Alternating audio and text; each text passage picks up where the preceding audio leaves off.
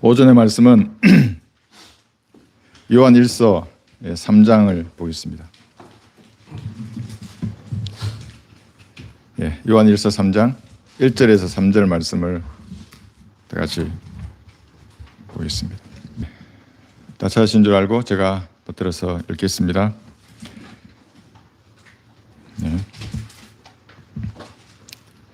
보라, 아버지께서 어떠한 사랑을 우리에게 주셔서 우리로 하나님의 아들들이라 불리게 하셨는가.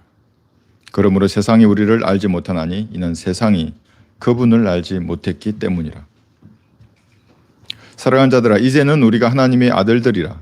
우리가 어떻게 될 것인지는 아직 나타나지 아니하였으나 그가 나타나시면 우리가 그와 같이 되리라는 것을 아노니 이는 우리가 그분 그대로 그분을 볼 것이기 때문이라.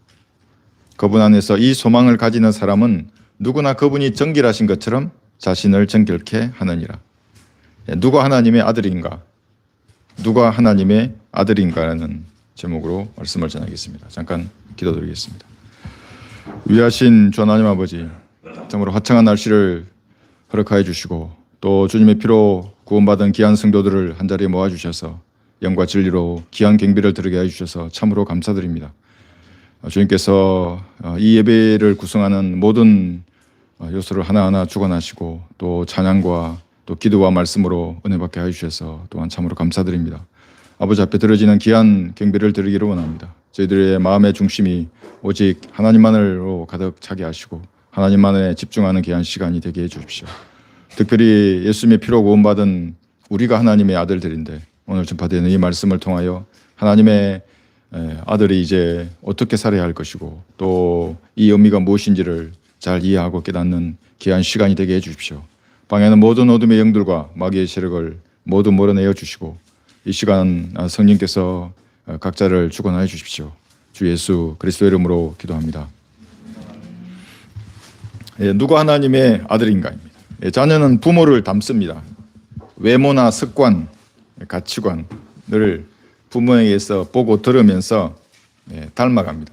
그래서 판박이라고 하지 않습니까? 판박입니다.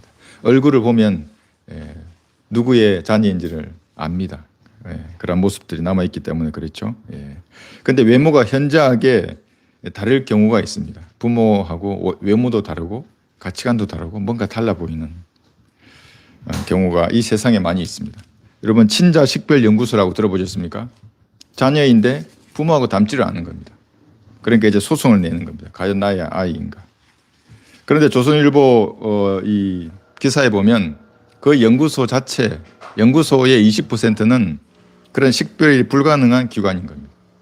근데 그런 기관의 검사 결과를 가지고 어떻게 되겠습니까? 그러면 수많은 가정이 이혼하는 그런 사례들을 제가 봤습니다. 친자가 아니라는 검사 결과를 가지고 이혼을 하게 됩니다. 그런데 나중에 알고 보니까 다른 기관의 검사니까 이게 친자가 맞는 겁니다. 이게 세상은 그런 것입니다. 맞지 않으니까. 맞지 않는 경우가 많이 있습니다. 또 혈액형의 문제가 되는 경우도 봤습니다. 어떤 제가 기사를 봤는데 초등학생 2명을 둔 부부입니다. 혈액형 검사를 했습니다. 부부는 O형입니다. 그런데 자녀 2명이 B형인 겁니다. 사실 이 혈액형 검사가 잘못된 겁니다. 그런데 남편은 부인의 불륜을 심해서 폭력을 행사했습니다. 그런데 부인은 극단적인 선택을 합니다. 자기 너무나 억울하니까 아이들도 살해하고 자신도 자살했던 겁니다. 근데 경찰이 다시 혈흔을 검사해 보니까 혈액형이 O형이 있습니다. 자녀들도. 그런 경우가 이 세상에는 있습니다. 그래서 부모를 단 하나도 닮지 않으면 이상한 일입니다. 아들은 부모를 닮게 되어 있습니다. 자녀들은. 성경에도 하나님의 아들이 여러 부류의 아들이 있습니다. 5가지 정도 됩니다. 그런데 이 아들은 다 하나님을 닮습니다. 첫 번째가 하늘에 있는 천사들입니다. 이 천사들은 하나님의 아들로 불립니다. 욥기 1장 6절, 2장 1절, 욥기 38장에 보시면 하나님의 아들들이 등장합니다. 이 아들들은 셋째 하늘에 있으면 하나님을 닮습니다. 그런데 타락해서 이 지상으로 내려오면 누구를 닮습니까? 그 애들은 타락한 천사들이 됩니다. 그러면 마귀의 도구로 전략하는 것입니다. 창세기 6장에 우리는 그 사례를 보았습니다. 두 번째는 창조된 아담이 있습니다. 하나님의 아들입니다. 근데 처음에는 하나님의 형상을 닮았는데 아담이 범죄하니까 이제 하나님의 형상을 잃어버린 겁니다. 영이 죽은 채로 사람이 태어나게 되었던 겁니다. 근데 아버지를 닮지 않은 아담과 그 후손들이 이제 태어나게 되었습니다. 아담은 원래 하나님의 아들이었지만 그 후손은 그렇지 않게 된 겁니다. 또 민족적인 하나님의 아들이 있습니다. 그러니까 민족 정체가 하나님의 아들입니다. 그게 이스라엘 민족입니다. 출애굽기 4장 22절, 신명기 1장 31절에 보시면 민족적인 아버지는 이스라엘 민족의 아버지는 성경의 하나님이십니다. 그런데 그 민족이 메시아를 십자가에 못 박은 겁니다. 하나님을 닮지 않았죠, 아버지를. 그러니까 대환란에 던져지는 겁니다. 그래서 현재 있는 이스라엘 인구의 약 75% 이상은 대환란 때 죽는 것입니다. 그 대환란을 거쳐야만 그 민족적인 죄들의 용서를 받습니다. 네 번째 아들은 그리스도인입니다. 우리입니다. 예수님의 피로 구원받은 그리스도인입니다.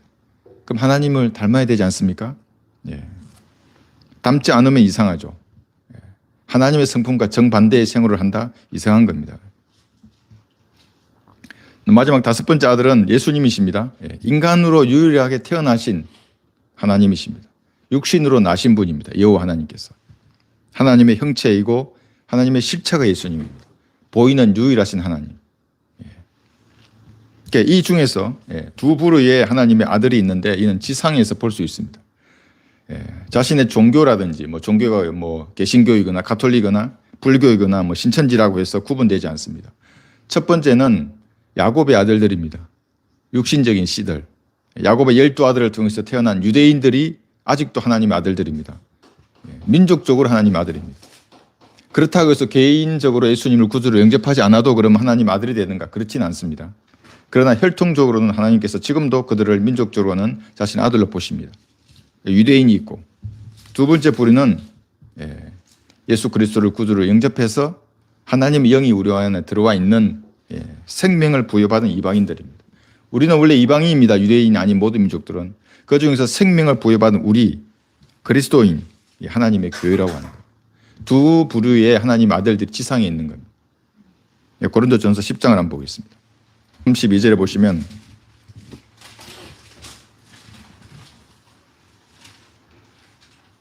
유대인에게나 이방인에게나 하나님의 교회에게 아무도 그치는 자가 되지 말라. 그래서 하나님께서 이 세 부류로 나누시는 겁니다. 유대인, 혈통적인 야곱의 12아들의 씨들, 그 다음에 그 외의 모든 민족은 이방인입니다. 이방인 중에서 생명을 받으면 그가 하나님의 교회가 되는 겁니다. 초림 당시에는 이 유대인과 이방인들을 하나님께서는 명확하게 구분하셨습니다. 마태복음 15장을 보겠습니다. 어느 정도로 구분하시냐 하면 자녀와 개, 주인과 개로 비유하십니다. 마태복음 15장 26절 보시면 지금 초림이 다르고 교회 시대가 다릅니다. 그것을 보기 위해서 이걸 먼저 보는 겁니다. 여기 15장 26절에서 28절. 주께서 대답하여 말씀하시기를 자녀들의 빵을 가져다가, 이 자녀가 누구입니까? 유대인들입니다. 개들에게 던져주는 것이 옳지 않도다 라고 하니, 이 개들이 이방인들입니다. 그 여인이 말하기를 그러하옵니다 주여. 그러나 개들도 그들 주인의 식탁에서 떨어지는 부스러기들 먹나이다 라고 하니, 이 개와 주인으로 비유한 이것이 예수님께서 틀렸다고 하지 않습니다. 오히려 예수님께서 대답하여 그 여인에게 말씀하시기를 오 여인아 내 믿음이 크도다. 내가 바라는 대로 될지어다 라고 하시자 그 여인의 딸이 그 시각부터 낫게 되니라. 주인이라고 한 유대인과 이방인들은 개로 이렇게 취급합니다. 그래서 마태복음 10장 5절에서는 이 천국 복음을 이방인들에게는 전하지 말라고 하는 겁니다. 유대인들에게 먼저 전했던 겁니다. 이 천국 복음은. 그러니까 유대인들을 거부하자 이제 은혜의 복음이 이방인에게 전파됩니다. 이러한 구분은 지금 이 초림 당시뿐만 아니라 지금도 이렇게 구분됩니다. 대환란 때에도 구분될 겁니다. 천년왕국이나 영원 시대에도 이 세 가지 구분은 계속될 겁니다.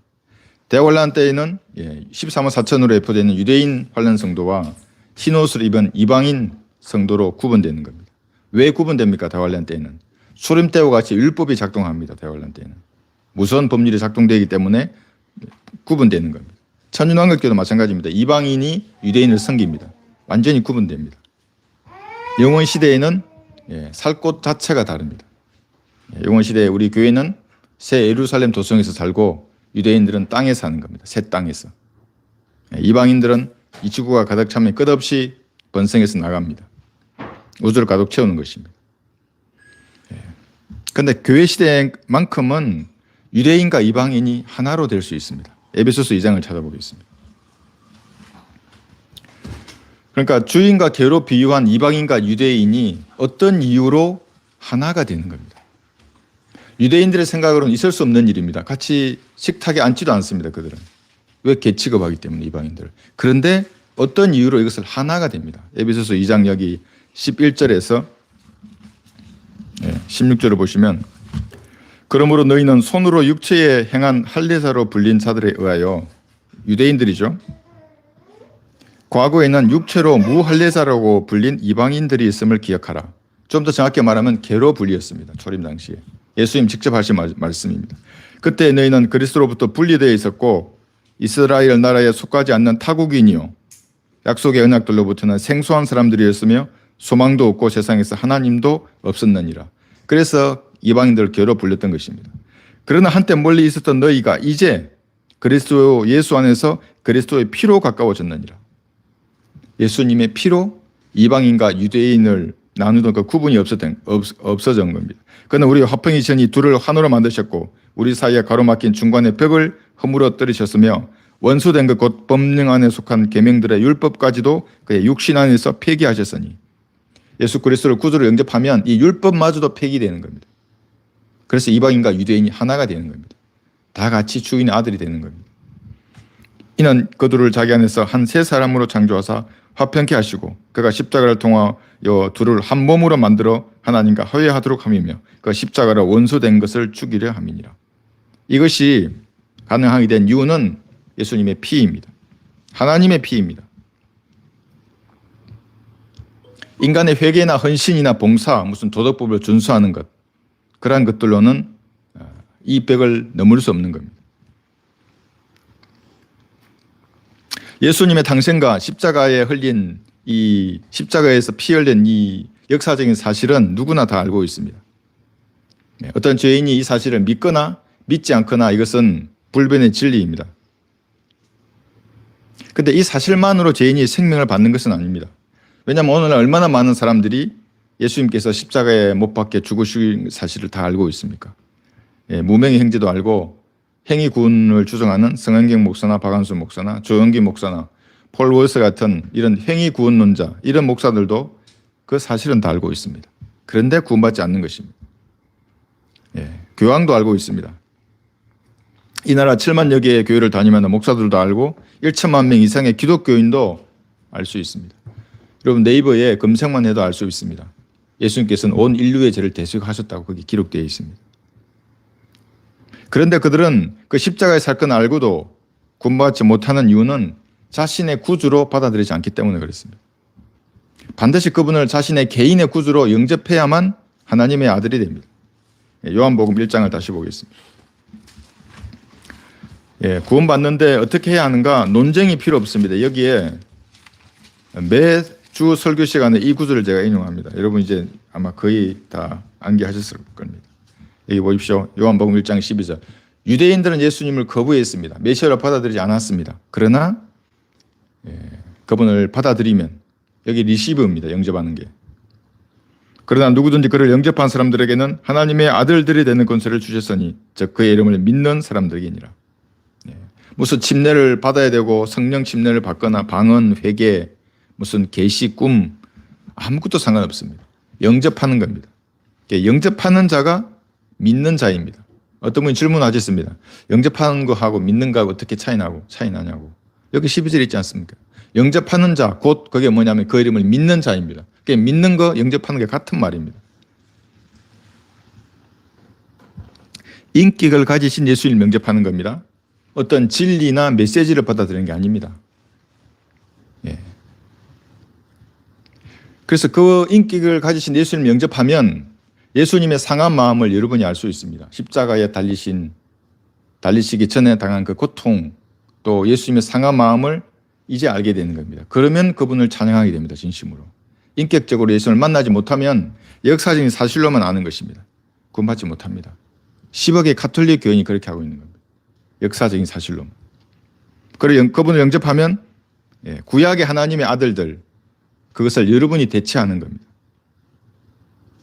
욥기 1장이나 2장, 욥기 38장의 하나님의 아들들을 우리가 대체하는 겁니다. 천사는 피가 없기 때문에 구원을 받을 수 없습니다.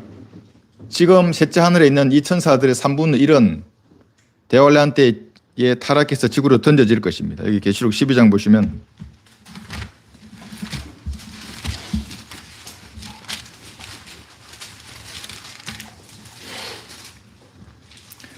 계시록 12장 4절에서 그런데 그의 꼬리로 하늘의 별 3분의 1을 끌어다가 땅에 던지더라.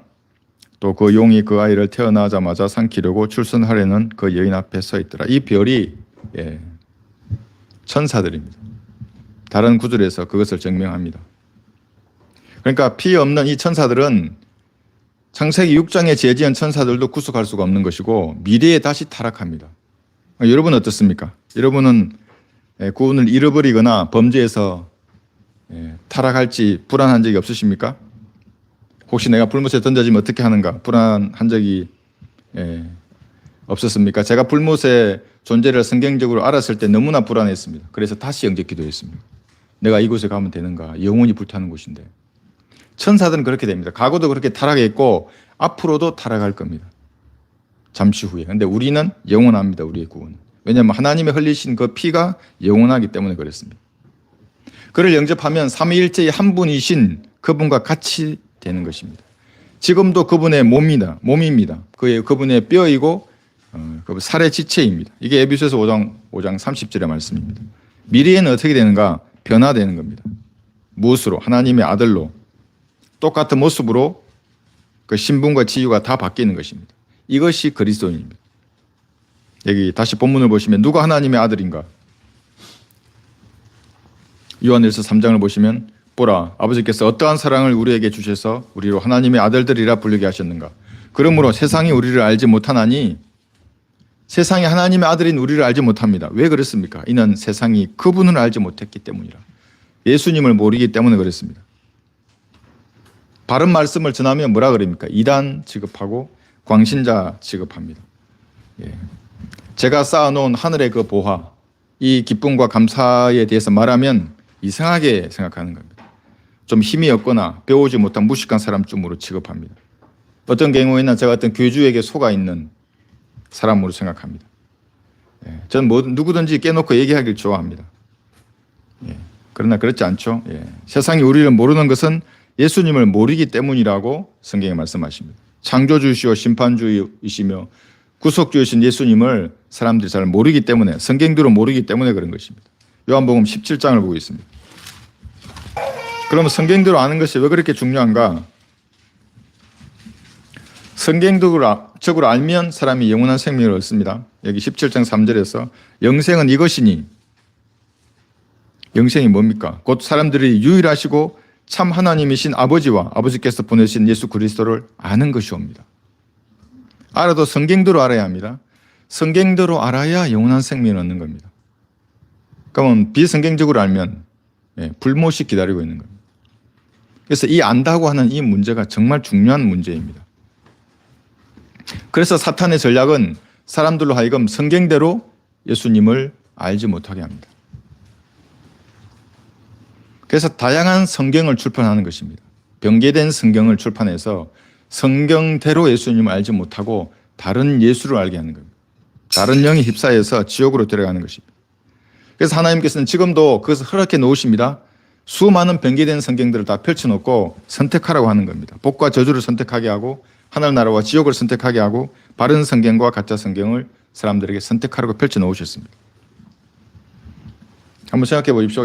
예수님이 직접 하신 말씀이 있는데 13구절이 빠져 있습니다. 구절 전체가. 그 왜 없음이라고 표기합니까? 그 없음이라는 단어만 없어도 인정해 주겠습니다. 제가. 어떻게 예수님이 하신 말씀이 없어질 수 있습니까? 그 단어는 없어지지 아니한다고 그랬는데. 신구약 그래서 3만 군데 이상이 변개되어 있습니다.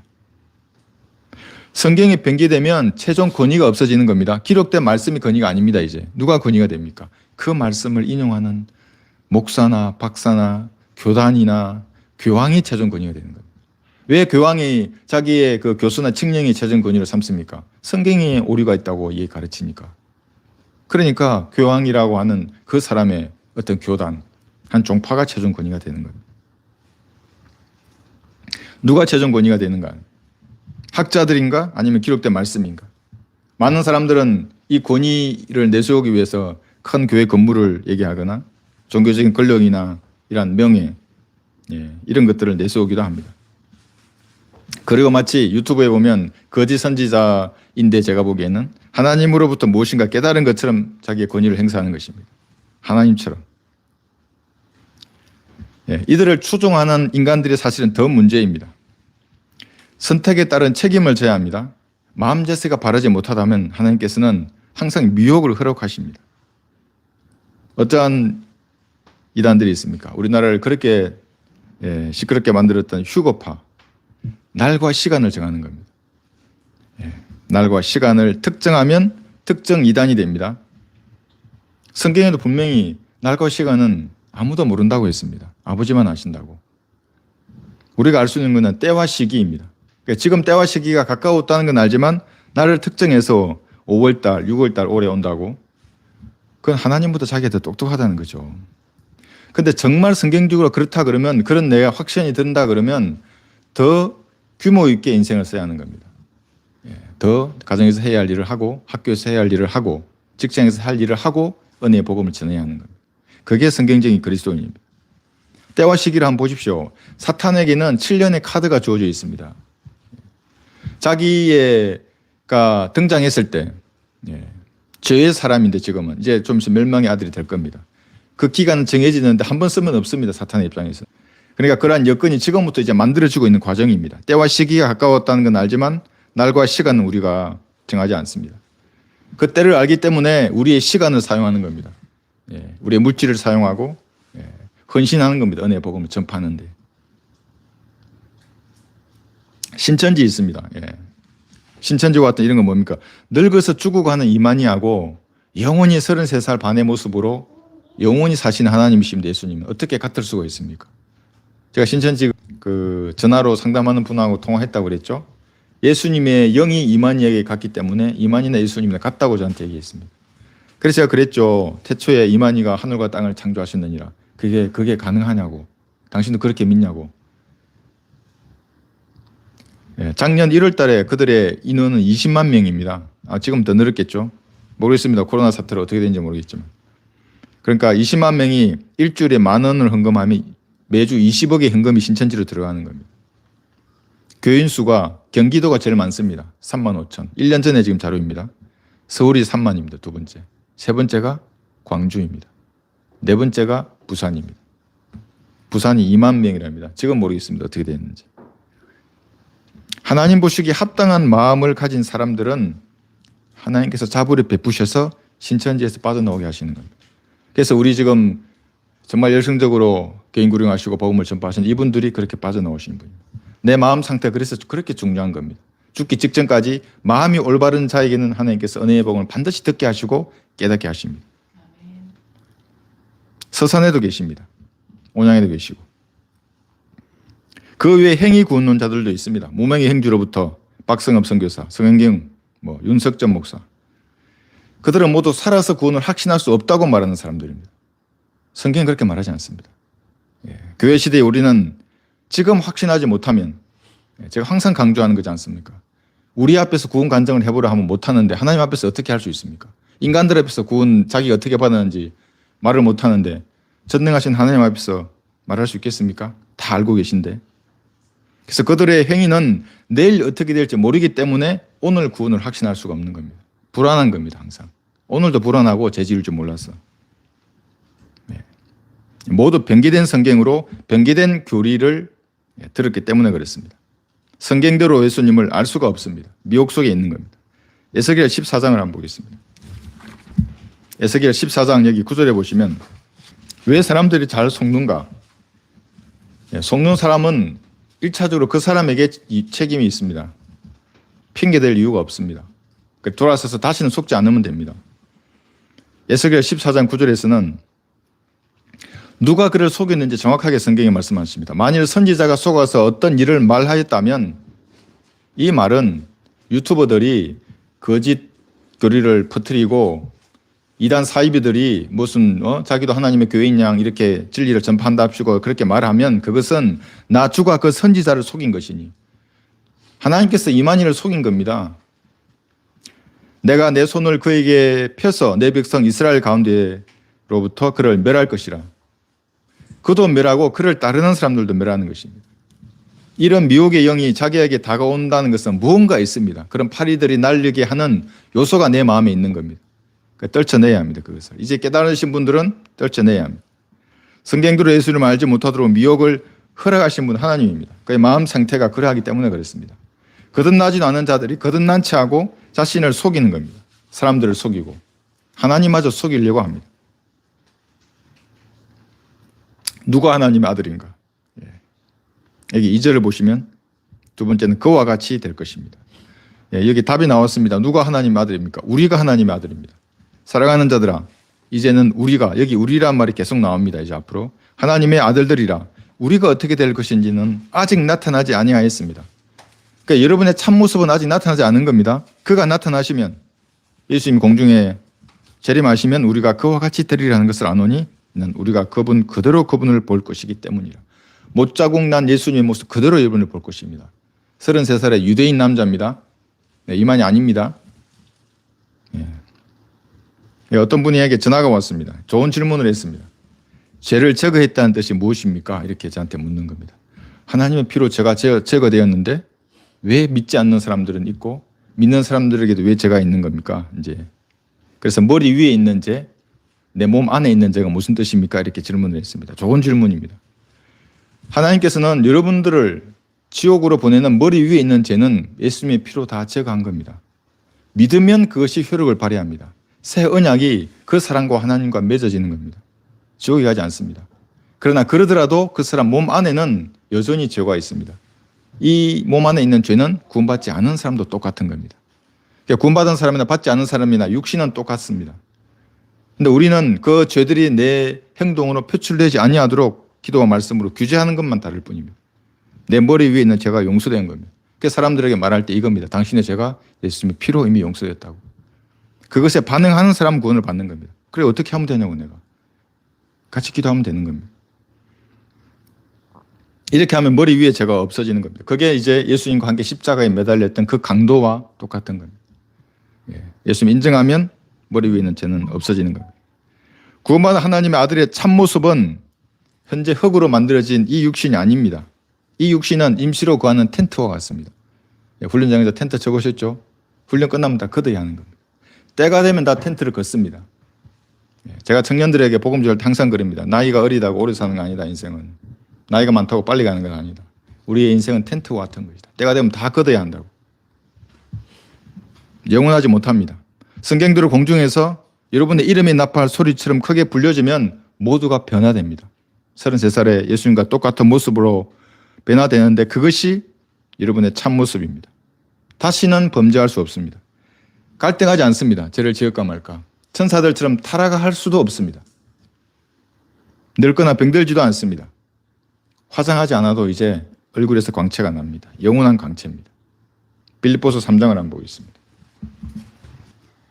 20절에서 그래서 하나님 아들인 우리에게는 이런 시민권이 있는 겁니다.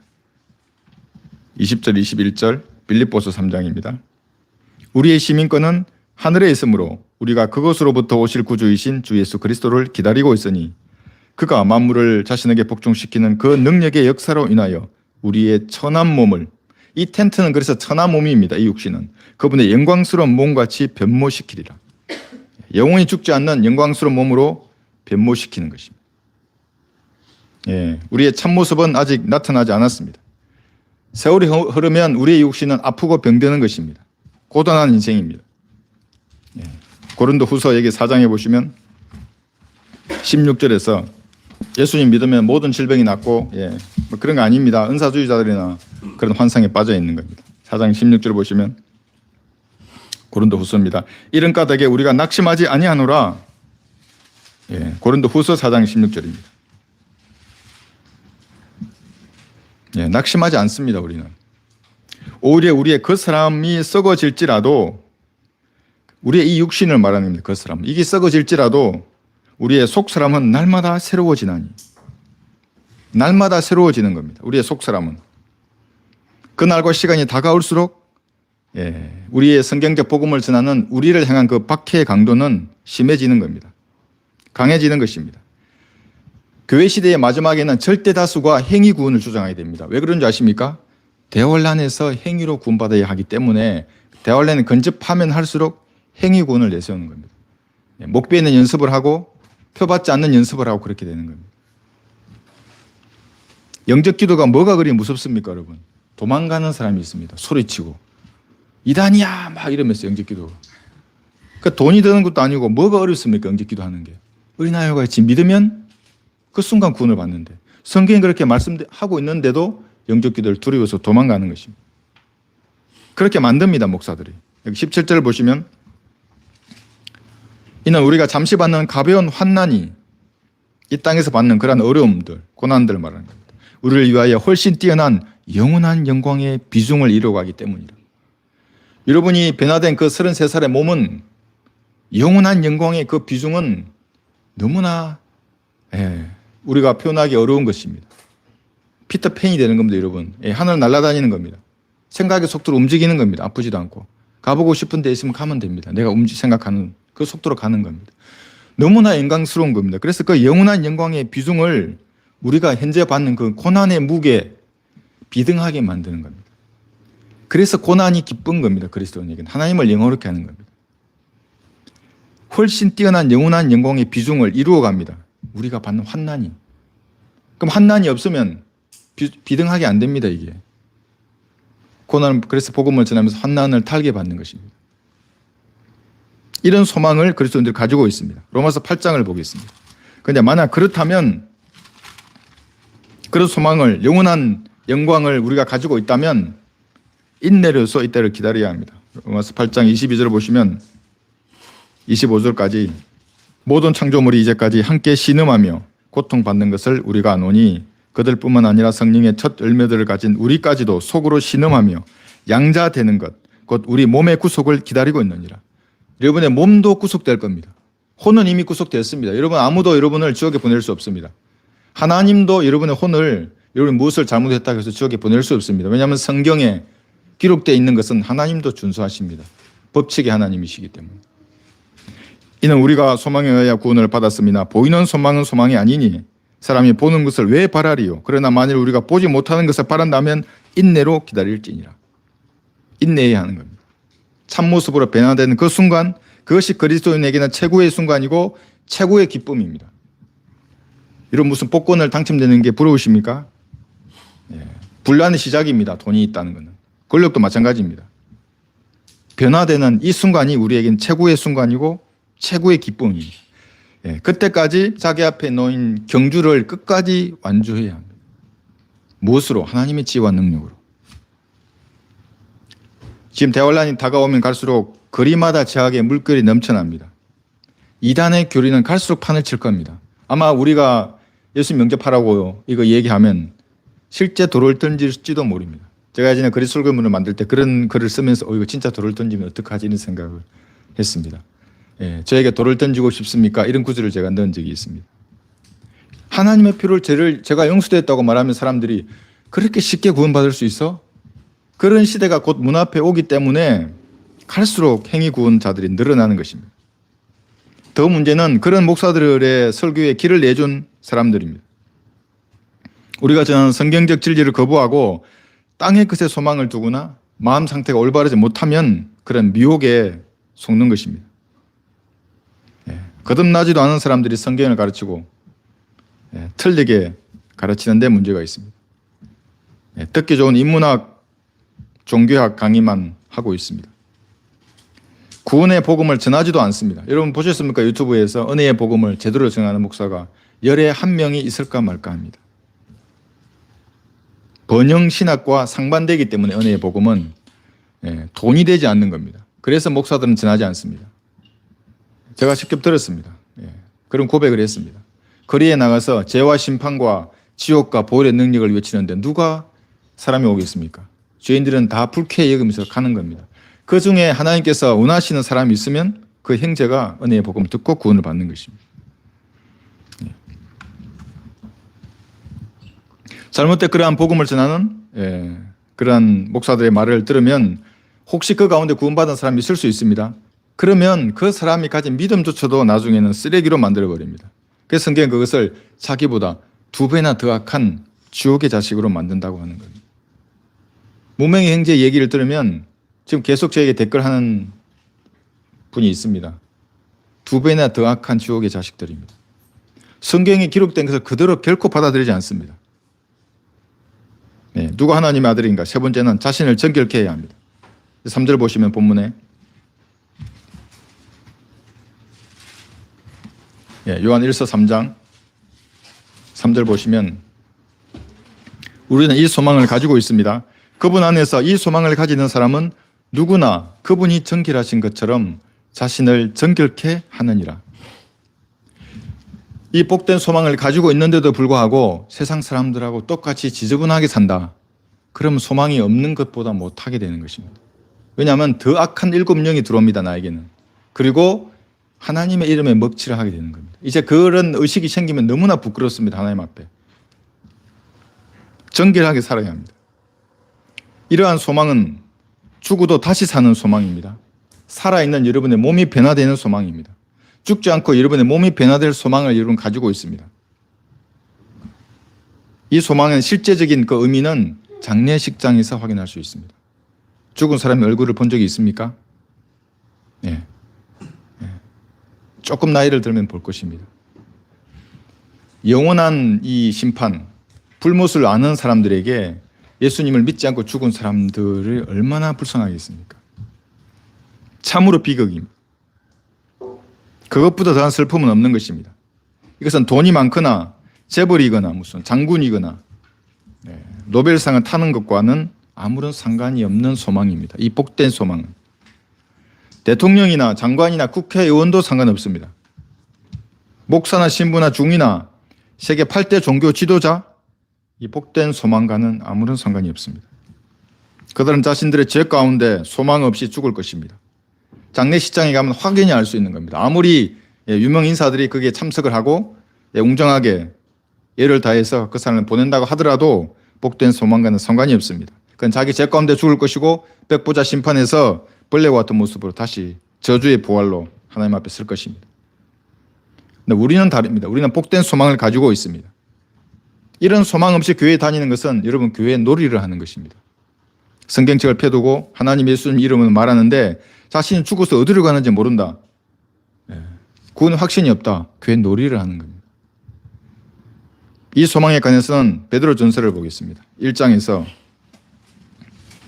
너무 위대한 소망이기 때문에 구약의 선지자들은 아무도 몰랐습니다. 베드로전서 1장 여기 10절에서 보시면 신약의 초기 사도들도 이 복된 소망을 몰랐습니다. 베드로전서 1장 10절에서 12절입니다. 이 구원에 관해서는 너에게 임할 은혜에 관하여 예언한 선지자들이, 지금 구약의 선지자들입니다. 이 사람들이 열심히 조사하고 살펴보던 것이며 그들 안에 계셨던 그리스도의 영이 그리스도의 고난과 다가올 영광을 미리 증거하실 때 그 영이 무엇을 또 어떤 시기를 지시하시는지 탐구하던 것이니라. 다 탐구를 했습니다. 12절 그들이 행한 사역들은 자신들을 위한 것이 아니라 구약의 사람들을 위한 것이 아니었습니다. 그 글을 쓰고 있는 그 선지자를 위한 것도 아니었습니다. 우리를 위한 것임이 그들에게 계시되었고 이것이 하늘로부터 보내신 성령으로 너희에게 복음을 전한 자들을 통하여 너희에게 이제 전해졌으며 이제 전해졌던 겁니다. 천사들도 간절히 살펴보기를 바라보는 것들이니라. 이것을 사도 바울을 통해서 14권의 신약 성경을 통해서 사람들에게 알게 해주셨습니다. 우리가 이제 알게 된 겁니다. 그래서 이 복된 소망을 가진 우리는 하나님의 아들들인데 이제 정결한 삶을 살아야 합니다. 디도스 2장을 보겠습니다. 2장 여기 11절에서 14절을 보시면 이는 구원을 주시는 하나님의 은혜가 모든 사람에게 나타나서 지금 이 한 문장이 여러분 제한된 숙제를 주장하는 사람들 예정론이나 선택된 사람만 구원을 받는다고 하는 극단적인 칼빈주의에 빠진 사람들은 모두 지옥으로 보내는 구절입니다. 모든 사람에게 하나님의 은혜가 나타나는 겁니다. 이 구원의 은혜라는 것은 12절 보시면 우리를 가르치십니다. 이렇게 구원받은 사람은 성령께서 가르쳐 주십니다. 뭘 가르쳐 주시는가? 불경건하게 살지 말라는 겁니다. 불경건과 세상 정욕들을 거부하고 우리를 신중하며 어렵고 경건하게 이 현 세상을 살아가게 하시며, 예, 우리가 예수 영접하면 모든 게 끝이라고 주장한다고 그들이 말을 합니다. 그렇지 않습니다. 이제 시작일 뿐입니다. 구원받았으면. 그랬으면 경건해야 합니다. 뭔가 갖고 싶어서 무엇을 계속 손아귀에 쥐려고 하는 사람들은 세상 인간들이나 그렇게 하는 겁니다. 거부해야 합니다. 우리는 신중하고 어렵고 경건하게 살아야 합니다. 그리고 13절에서 그 복된 소망입니다. 곧 위대한 하나님이신 우리 구주 예수 그리스도의 영광스러운 나타나심을 기다리게 하셨음이니. 왜 기다리게 하십니까? 우리가 예수님과 같은 모습으로 변화되는 겁니다. 변모되는 겁니다. 참모습으로 바뀌는 것입니다. 그가 우리를 위하여 자신을 주신 것은 우리를 모든 죄악에서 구속하시고 값을 지불한 겁니다. 우리의 모든 죄악의 그 값을 자신을 위해 정결케 하사 선한 일에 열심을 내는 독특한 백성이 되게 하려 하십니다. 여러분, 독특해야 합니다. 세상 사람들이 보기에는. 왜 저렇게 쟤는 슬퍼할 이유가 있는데 왜 기뻐하지? 고난 가운데 왜 기뻐하지? 예, 소망이 무엇이 제가 가지고 있는 것이 독특해 보여야 합니다. 그들에게. 하나님과 교제하면 할수록 세상 사람들이 보기에는 독특하게 보입니다. 예, 저도 군대 생활을 할 때 동료 중에 한 사람이 예수를 믿는 사람이 있었습니다. 예, 너무나 경건하게 보였습니다. 언제 봐도 독특하고 화난 아이처럼 보였습니다. 그 험악한 군대 그 환경 속에서도 빛이 났었습니다. 그래서 어느 날 노래를 부르려고 했습니다. 고참들이. 다 유행가를 생각할 때 그 사람이 다 일어섰습니다. 우리가 춤을 꼬끌꼬끌 삼겠죠. 이거 잘해야 잘 넘어가는데 무슨 노래를 부르는지 아십니까? 탁 섰습니다. 그 아주 산속에서 탁 서서 일어서서 차렷자세로 뭘 부르냐면 가만히 한 5초간 정막이 흐른 다음에 저도 내심 기대했었는데 뭘 부를까? 이거 불렀습니다. 하나님이 세상을 이처럼 사랑하사, 그 찬양 있지 않습니까? 저는 찬물을 맞는 것 같았어요. 그게. 이제 죽었구나. 우리는 이제 다. 그런데 고참들도 감동을 한 겁니다. 그게. 뭔가 있어 보이는, 독특한 게 보이는 겁니다. 그게. 저도 그때 제 마음속에 하나님 정말 살아있겠구나. 왜냐하면 매를 무서워하지 않는 겁니다. 그 환경 속에서도 유행가를 안 부르면 어떻게 고참들의 마음을 기쁘게 해야 되는데 이 사람은 하나님의 마음을 그 찬양을 부르는 겁니다. 독특한 사람들입니다. 이것이. 연연하지 않습니다. 이 생의 일에. 그들에게는 우리가 독특해 보이는 것. 예. 불경건, 이게 뭔지 아십니까? 여러분? 여러분의 생각과 행동과 대화하는 가운데 하나님을 염두에 두는 겁니다. 하나님을 잊어버리면 이게 두려움이 없는 사람입니다. 지 마음대로 사는 사람. 성경은 그걸 벨리알의 자식이라고 합니다. 잠언 16장을 한번 보겠습니다.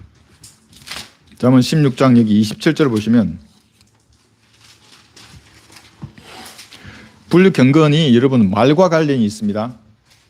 그래서 그리스도인들은 말을 주의해야 합니다. 잠언 여기 16장 27절에서 30절을 보시면 경건치 못한 사람은 악을 꾀하나니 그의 입술에는 맹렬한 불 같은 것이 있느니라. 여러분 그 샤우팅 한다 하지 않습니까? 그 불꽃입니다. 그런 말은 말씀을 전할 때 불 같은 말씀을 전하는 겁니다. 형제나 자매한테 하는 게 아니고 남편이나 아내한테 그런 말 하면 안 됩니다. 자녀한테 불 같은 말. 되도록이면 감정이 실리지 않는 말로 타일러주고 말해야 합니다. 그 다음에 여기 28절 보시면 마음이 비뚤어진 사람은 다툼을 심고 수군거리는 자는 친한 버틀을 갈라놓느니라. 불경건한 사람들은 이러한 것들을 찾아다니는 겁니다. 다툼을 일으키고 이간질하는 겁니다. 그게 뭡니까? 계속 보시면 29절 남북한 사람은 자기 이웃을 꿰어 선하지 않는 길로 인도하느니라. 30절 그는 비뚤어진 일들을 도모하려고 눈을 감고 그의 입술로 선동하여 악을 이루느니라. 입술로 선동하는 겁니다. 그 말로. 여러분 그 바른 교리를 찾고 바른 말씀을 찾으면 하나님에게 더 가까이 간 겁니다. 그럼 누구하고도 가까이 간 겁니까? 마귀에게도 그만큼 가까워진 겁니다. 더 눈을 부릅뜨고 지켜봅니다. 여러분들은. 그래서 말을 주의하고 여러분의 말을 주의하고 다른 사람의 말을 그대로 받아들이면 안 됩니다. 항상 깨어서 잘 판단해 보아야 합니다. 하나님은 선으로 악을 이기라고 하십니다. 악에게 지면 안 됩니다. 여러분. 선으로 이겨내야 합니다. 경건을 원하면 하나님을 두려워하고 자신의 입술에서 오직 하나님의 말씀을 선포할 때만 불같은 말이 나오도록 해야 합니다. 그래서 베드로전서 4장을 보겠습니다. 11절에서 지금 우리는 경건에 대한 말에 대해서 보고 있습니다. 4장 11절 베드로전서. 만일 누가 말하려거든 하나님의 말씀처럼 말하고 또 누가 섬기려거든 하나님께서 공급하시는 능력으로 하는 것처럼 하라. 이는 모든 일에 예수 그리스도로 말미암아 하나님께서 영광을 받으시게 하려 함이니 그분께 찬양과 건세와 영원 무궁토록 있느니라. 아멘. 말하려거든. 그래서 우리가 남을 세워주는 이왕 말을 하면 말을 해야 합니다. 왜냐하면 하나님께 영광을 돌려야 하기 때문에 그렇습니다. 그래서 지체들에게 말을 할 때는 골로새서 4장 6절을 보십시오. 골로새서 4장 6절에는 너희의 말이 항상 은혜와 더불어 있게 하고 소금으로 맛을 내듯 하라. 이는 각 사람에게 어떻게 대답해야 하는가를 알게 하라는 것이라. 소금으로 맛을 내듯. 여러분 그 고기 드실 때 소금 없으면 뭔가 좀 그렇지 않습니까? 그 소금입니다. 여러분 말을 할 때는. 그러면 분위기가 반전됩니다. 좀 더 자제해야 합니다. 입에서 말이 나올 때는. 모든 사람에게 마찬가지입니다. 그리스도인들에게는. 그러나 이제 거짓이나 악과 싸울 때 여러분 화를 낼 수 있습니다. 온유의 영으로 바로잡다가 이 사람이 배교한 사람입니다. 화가 날 수 있습니다. 그런데 화가 나더라도 죄는 짓지 말아야 합니다. 화를 안 낼 수는 없죠. 예수님도 화를 내셨으니까. 그러나 죄는 짓지 말고 해가 지나도록 분노를 품지 말라는 겁니다. 어떻게 합니까? 그러면 기도하는 겁니다. 하나님 앞에. 그 문제를 하나님께 맡기고 자백함으로써 죄를 짓지 말아야 합니다. 그래서 경건하게 그러면 산다는 건 무엇인가? 시편 여기 시편에 보시면 악인과 대비해서 경건하게 사는 사람은 시편 4절에서 그의 생각에 하나님이 있어야 합니다. 생각 가운데 하나님이 없으면 악인이 됩니다. 악인은 자기 얼굴의 교만으로 인하여 하나님을 찾지 않으려니 이는 그의 모든 생각에는 하나님이 없나이다. 여러분 생각 가운데 하나님 두기를 싫어하는 순간에 이제 여러분 빛의 속도로 세상으로 가는 겁니다. 보십니다. 생각 가운데 하나님을 두셔야 합니다. 저는 여러분의 생각을 잘 모릅니다. 무슨 생각을 하는지. 그러나 하나님도 아시고 여러분 자신도 알고 있습니다. 하나님 보시기에 불필요한 생각이나 불경건한 생각들은 없애버려야 합니다. 왜냐하면 우리는 예수님의 생각을 가졌습니다. 하나님의 아들들은. 고린도전서 2장 16절 제가 읽겠습니다. 누가 주의 생각을 알았다고 주를 가르치겠느냐. 그러나 우리는 그리스도의 생각을 가졌느니라. 여기 우리가 바로 구원받은 하나님의 자녀들입니다. 하나님의 아들들입니다. 이런 생각으로 자신의 삶을 정결하게 유지해야 합니다. 신중하고 올바르고 경건하고 정의롭게 약한 세상을 살아가야 합니다. 교회 시대의 마지막은 교회 다니는 사람의 수가 적어서 문제될 게 아닙니다. 너무 많아서 문제입니다. 거듭나지 않은 사람들이 너무 많아서 오히려 더 문제가 되는 시대입니다. 행위 구원론자들이 더 많아지는 것입니다. 대환론이 다가오면 올수록 대환란에 필요한 교리가 이제 살아나기 때문에 행위 구원론자다 이렇게 득세를 하는 겁니다. 물론 저는 지지 않지만 그 인간들은 보셨죠? 예수님 이게 똑똑똑 마음을 두드리신다고 믿음을 구원받는다 그러면 너무나 우리를 하찮게 얘기하는 겁니다. 정말 그런 거 보면 그래서 그럼 누가 하나님을 진짜 섬기는 그리스도인인가? 거리에서 설교하고 구령하고 아무런 대가나 보상을 바라지 않고 복음을 전하는 여러분들이 하나님을 진심으로 섬기는 그리스도인들입니다. 이러한 정결한 삶을 살면서 이러한 소망을 추정할 수 있습니다. 정결한 삶을 살아야 이런 소망 가운데 거하는 겁니다. 내가 불결한 가운데 살면서는 이 소망을 마음 놓고 내가 누릴 수도 없습니다. 자매가 찬양 바이올린 연주를 하는데 제가 그냥 속에서 나오는 겁니다. 찬양이 그 가사가 너무나 고조되고 업되는 겁니다. 정결한 삶을 살수록 그러한 은혜를 받습니다. 결론적으로 예수님을 구주로 믿는 우리가 하나님의 아들들입니다.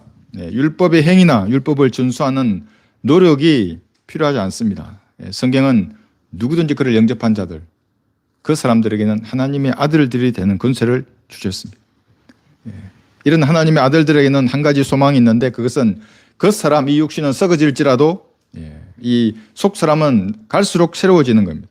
그리고 어느 순간에 변화될 것입니다. 호련히 변화되어서 예수님과 같은 모습으로 셋째 하늘로 갈 것입니다. 어떻게 되었든지 우리의 종착역은 셋째 하늘 그곳입니다. 이런 소망을 가진 사람은 하나님께서 정결하듯이 자신을 정결하게 합니다. 왜냐하면 아들은 아버지를 닮게 되어 있습니다. 여러분이 거듭난 하나님의 자녀이면, 하나님의 아들들이면 하나님을 닮게 되어 있습니다. 구태에 의인한 그러한 것들은 버리고 참신한 자세로 하나님을 섬기시는 그리스도인들이 되시기를 바랍니다. 유튜브로 오늘 설교를 들으셨던 분들도 기도드리십시오. 여러분 하나님의 아들들입니다. 예수님의 피로 구원받은 하나님의 아들들입니다. 이 생에 일에 연연할 것이 없습니다. 어떻게 되었든지 우리는 셋째 하늘 찬란한 그곳으로 갈 것입니다. 다만 이 땅을 살아가는 동안 정결한 삶을 살아야 합니다. 조금 구태의인한 자세가 있거나 버려야 할 것이 있으면 자백하면 됩니다. 언제든지 보혈의 능력으로 깨끗하게 될 수 있습니다. 그런 깨끗한 마음과 생각으로 하나님을 섬기면서 이 땅을 살아야 하는 것입니다. 여러분 기도하셔서 주님과 가까워지는 더욱 밀착되는 시간이 되시기를 바랍니다. 기도하십시오.